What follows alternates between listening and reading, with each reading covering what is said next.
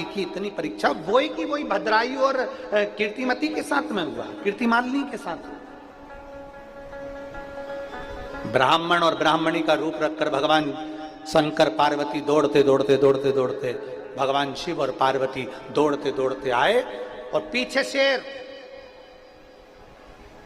भद्रायु और कीर्तिमालिनी के पास पहुंचे, चिल्लाने लगे शंकर भगवान ब्राह्मण के रूप में, बचा लो पीछे शेर आ रहा है, बचा लो पीछे शेर आ रहा है। भगवान शंकर की धर्मपत्नी माता पार्वती जो ब्राह्मणी का रूप ली थी वो भी चिल्ला रही है, बचा लो पीछे शेर आ रहा है। इतनी देर में तो भद्रायु ने धनुष उठाया, बाण उठाया,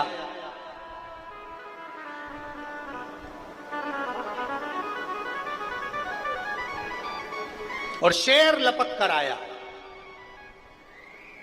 ब्राह्मण की पत्नी ब्राह्मणी को शेर ने पंजे में भर लिया, और जो पंजे में भरा और मुख में भरकर खींचते खींचते वो ले जाने लगा।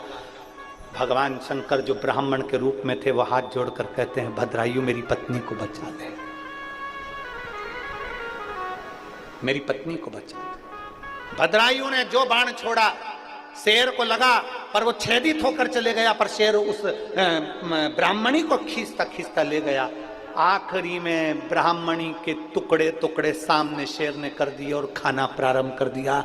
ब्राह्मण रोता बिलखता हुआ भद्रायु के आगे, उसकी धर्म पत्नी के आगे हाथ जोड़कर कहता रहा, मेरी पत्नी को बचा लो, मेरी पत्नी को बचा लो। पर भद्रायु से वो पत्नी बच नहीं पाई।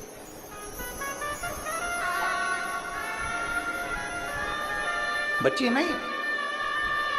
शिव महापुराण की कथा कहती है, भगवान शंकर का संवाद कहता है, शिव तत्व कहता है।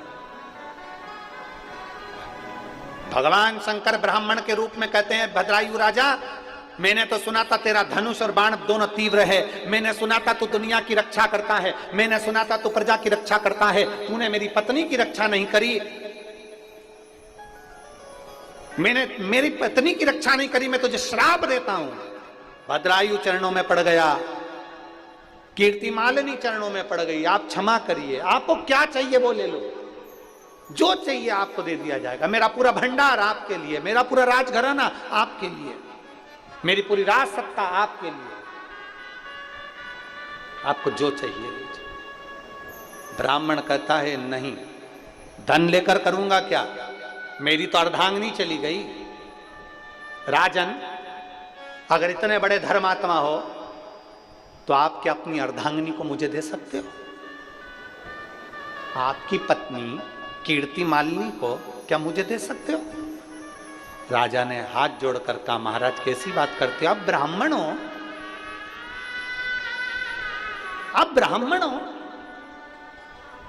एक संत, एक साधु, सन्यासी, तपस्वी, ब्राह्मण, साधक, उपासक की वाणी क्या होना चाहिए, शब्द क्या होना चाहिए, उसकी लैंग्वेज क्या होना चाहिए, उसके मांगने का तरीका क्या होना चाहिए, उसको क्या बोलना चाहिए, मैं क्या बताऊं महाराज। भद्रायु कहते हैं, मैं क्षत्रिय हूं, आप ब्राह्मण हैं, ब्राह्मण को हमेशा सोच समझ कर विचार कर कर बोलना चाहिए। कहीं आपकी वाणी में कोई ऐसा शब्द तो नहीं आ गया, कोई संत, कोई साधु, कोई सन्यासी, कोई तपस्वी, कोई साधक, कोई उपासक जो भगवान को मानने वाला है, परमात्मा को रिझाने वाला, Cocinaron para... Ya, dame un chance, mamá. परमात्मा को रिझाने वाला है, वो अपनी वाणी को इतना विचित्र कैसे कर सकता है, अपनी वाणी को इतना ऐसा कैसे कर सकता है कि आप अपनी पत्नी दे दीजिए? नहीं, नहीं,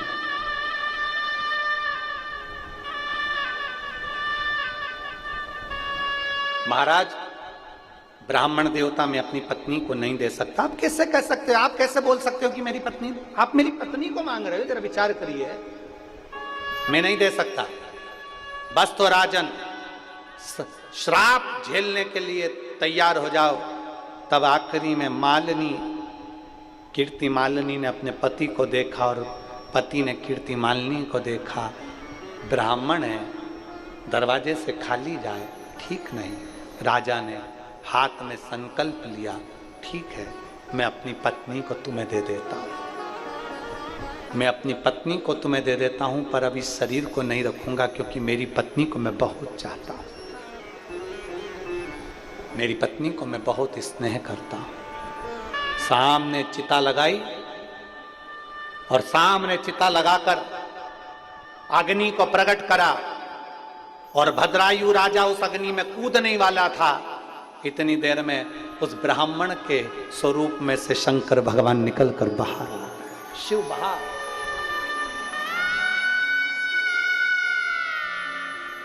बोल द्विजेश्वर महादेव की। मेरे शिव निकलकर बाहर आ गए, प्रकट हो गए। शेर था वो गायब हो गया।